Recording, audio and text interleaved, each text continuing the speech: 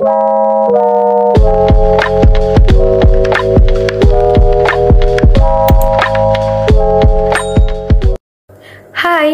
perkenalkan, saya Dina Puspita Priyadi dengan NIM 213304010236. Saya dari jurusan Akuntansi, Fakultas Ekonomi, Universitas Prima Indonesia.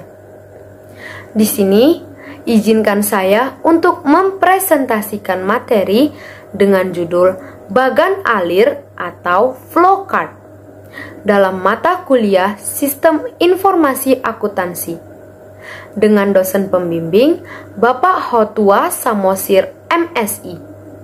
Kita masuk ke teknik dokumentasi dan penyusunan sistem. Dokumentasi adalah narasi, bagan alir, diagram, dan penjelasan tertulis lainnya yang menjelaskan tentang cara kerja sebuah sistem.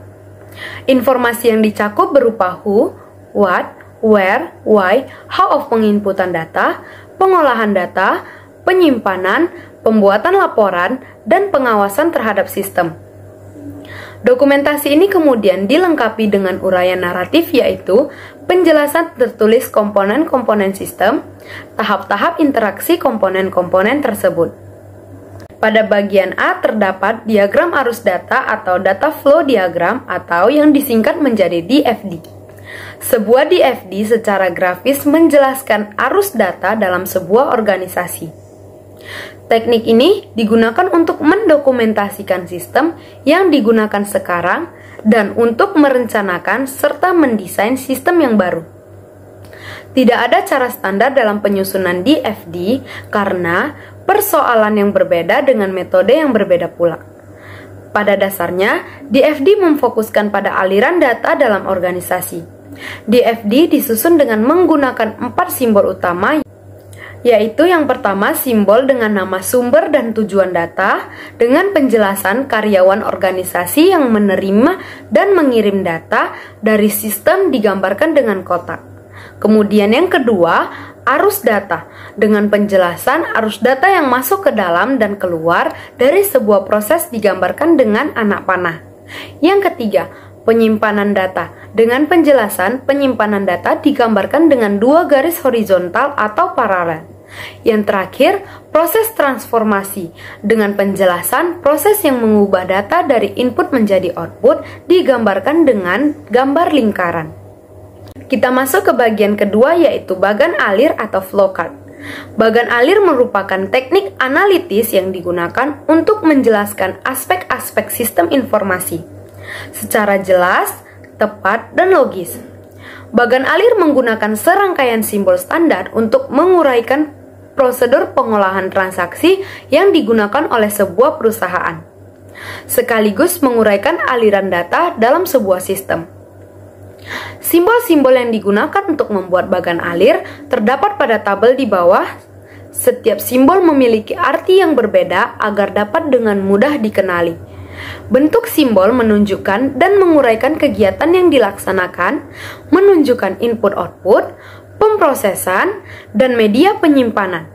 Simbol-simbol ini dapat dibuat menggunakan program komputer atau template, yaitu penggaris khusus untuk membuat simbol-simbol bagan alir. Secara garis besar, simbol dapat dikelompokkan menjadi 4 kelompok. Yang pertama, input-output, yaitu simbol yang menggambarkan alat atau media yang memberikan input kepada atau merekam output dari kegiatan pengolahan data. Yang kedua, processing, yaitu simbol yang menunjukkan jenis alat yang digunakan untuk mengolah data dengan komputer atau manual. Yang ketiga, storage, yaitu simbol yang menggambarkan alat yang digunakan untuk menyimpan data yang saat ini tidak dipakai oleh sistem. Yang keempat, lain-lain, simbol yang menggunakan arus data dan barang. Simbol ini juga menggambarkan saat mulai dan berakhirnya bagan alir, serta penjelasan-penjelasan tambahan pada bagan alir tersebut. Sekarang kita masuk ke simbol bagan alir. Yang pertama, simbol-simbol yang terdapat dalam kelompok input atau output, yaitu Simbol dengan nama dokumen yang menjelaskan sebuah dokumen atau laporan. Dokumen dapat dibuat atau dicetak oleh komputer. Yang kedua, dokumen rangkap, digambarkan dengan menumpuk simbol dokumen dan percetakan nomor dokumen di bagian depan dokumen pada bagian kiri atas. Yang ketiga, input atau output, jurnal atau buku besar dengan penjelasan digunakan untuk menggambarkan berbagai media input dan output dalam sebuah bagan alir program. Menggambarkan jurnal dan buku besar dalam bagan alir dokumen. Yang keempat, simbol dengan nama tampilan. Dengan penjelasan, informasi ditampilkan oleh alat output online seperti terminal CRT atau monitor komputer visi. Yang kelima, simbol dengan nama pemasukan data online dengan penjelasan entry data oleh alat online seperti CRT dan komputer pribadi. Yang selanjutnya, simbol dengan nama terminal CRT atau komputer pribadi. Simbol tampilan dan entry data digunakan bersama-sama untuk menggambarkan terminal CRT dan komputer pribadi. Selanjutnya, simbol-simbol dalam kelompok processing. Yang pertama, simbol dengan nama pemrosesan komputer, yaitu sebuah fungsi pemrosesan yang dilaksanakan oleh komputer, biasanya menghasilkan perubahan terhadap data atau informasi. Yang kedua, simbol dengan nama kegiatan manual, sebuah kegiatan pemrosesan yang dilakukan secara manual. Yang ketiga, simbol dengan nama kegiatan campuran, yaitu sebuah kegiatan pemrosesan yang menggunakan alat selain komputer. Selanjutnya, simbol dengan nama kegiatan pemasukan data offline. Dengan penjelasan, sebuah kegiatan yang dilakukan dengan menggunakan sebuah alat pemasukan data offline atau entry data ke disket register card. Yang selanjutnya, simbol dengan nama disk bermagnet. Dengan penjelasan, data disimpan secara permanen pada disk bermagnet digunakan untuk menyimbolkan file induk. Lalu, simbol dengan nama pita bermagnet. Data disimpan dalam sebuah pita bermagnet. Selanjutnya, simbol dengan nama disket bermagnet.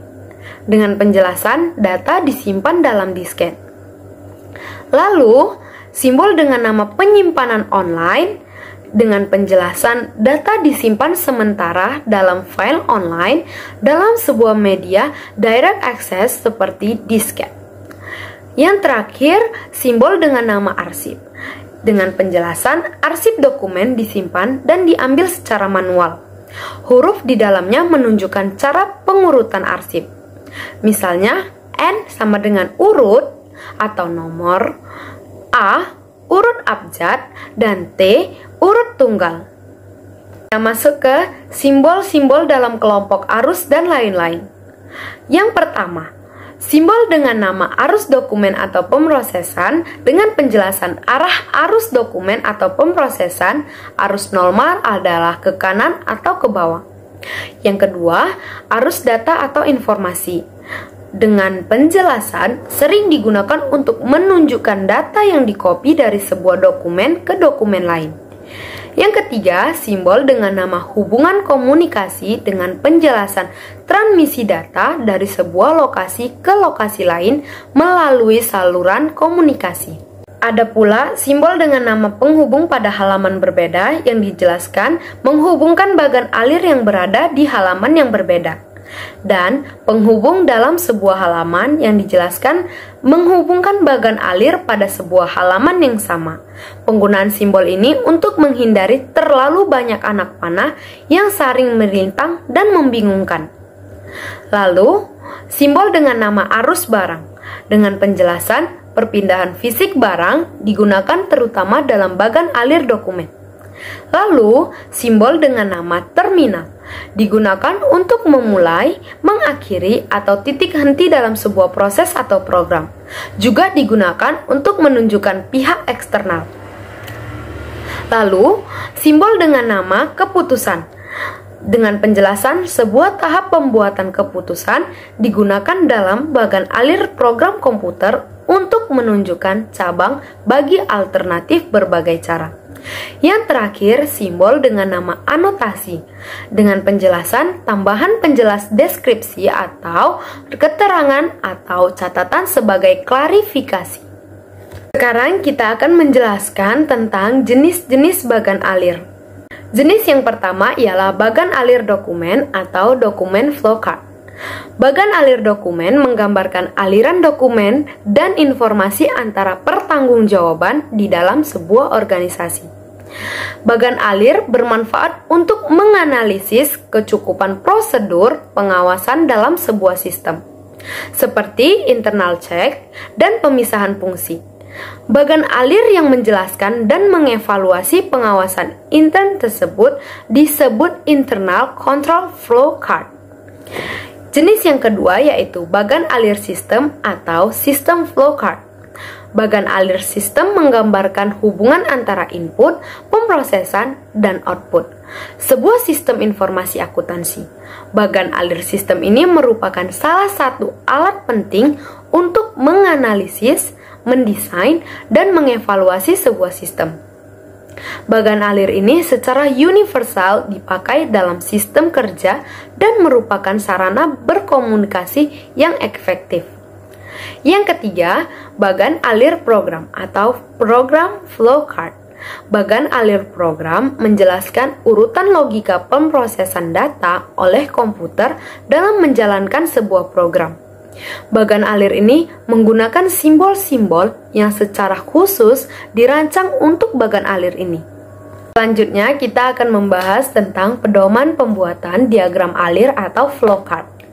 Bila seorang analis dan programmer akan membuat flowchart, ada beberapa petunjuk teknik yang wajib diperhatikan. Yang pertama, flowchart digambarkan dari halaman atas ke bawah dan dari kiri ke kanan. Yang kedua, aktivitas yang digambarkan harus didefinisikan secara hati-hati dan definisi ini harus dapat dimengerti oleh pembacanya. Yang ketiga, kapan aktivitas dimulai dan berakhir harus ditentukan dengan jelas. Yang keempat, setiap langkah dari aktivitas harus diuraikan dengan menggunakan deskripsi kata kerja. Misalnya, dalam hal menghitung pajak penjualan. Yang kelima, setiap langkah dari aktivitas harus berada pada urutan yang benar. Yang keenam, lingkup dan range dari aktivitas yang sedang digambarkan harus ditelusuri dengan hati-hati. Percabang-cabangan, relasi yang memotong aktivitas yang sedang digambarkan tidak perlu digambarkan pada flowchart yang sama. Simbol konektor harus digunakan dan percabangannya diletakkan pada halaman yang terpisah atau hilangkan seluruhnya bila percabangannya tidak berkaitan dengan sistem. Yang ketujuh, gunakan simbol-simbol flowchart yang standar. Kita masuk ke pembahasan pada bab ini yang terakhir yaitu unsur-unsur diagram alir. Terdapat dua unsur-unsur diagram alir yang selalu muncul di dalam diagram alir, yaitu percabangan dan perulangan. Percabangan secara sederhananya adalah pilihan alur yang diambil dari beberapa opsi yang ada, tergantung dari kondisi yang dicapai. Misalkan, pada contoh lampu di atas, percabangan tergantung dari kondisi apakah lampu terpasang atau tidak. Yang kedua, perulangan. Perulangan digunakan untuk mengulang suatu proses. Perulangan dapat dilakukan terus-menerus selama program berjalan sampai didapatkan kondisi untuk keluar dari perulangan tersebut. Contohnya apa? Contohnya, perulangan untuk menampilkan angka 1 sampai 100. Kondisi untuk berhentinya adalah jika angka tersebut sudah mencapai 100. Sebagai informasi tambahan, simbol dengan nama terminator adalah permulaan atau awal program yang disebut dengan predefinite process subprogram yang berfungsi sebagai permulaan subprogram atau proses menjalankan subprogram. Demikian materi yang dapat saya bawakan pada video kali ini. Semoga bermanfaat bagi kita semua. Tunggu video saya selanjutnya dengan judul Sistem Pengendalian Internal Sistem Informasi Akuntansi. Terima kasih.